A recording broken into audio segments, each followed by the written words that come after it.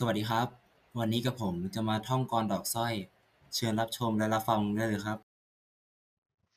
วางเอ๋ยวางเวงง่างเง่งยามค่ำระฆังค้างฝูงวัวควายพายล่าที่วากาลค่อยๆผ่านท้องทุ่งมุ่งถิ่นตน ชาวนาเหนื่อยอ่อนตาจรกับ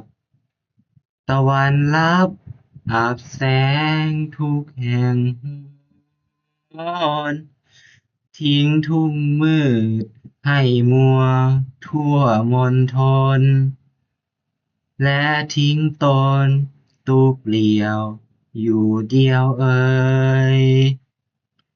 ยามยามนี้ ปัตตภีมืดมัวทั่วสถานอากาศเย็น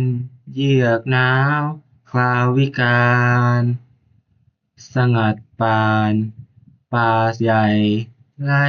สำเนียงมีก็แต่เสียงจังหรีดกระกรีดกริ่ง เลไลลิ่งร้องครมระงมเสียงข้อควายวัวลัวเกาะเปลาะเพียงรู้ว่าเสียงเกราะแผ่วเอ่ย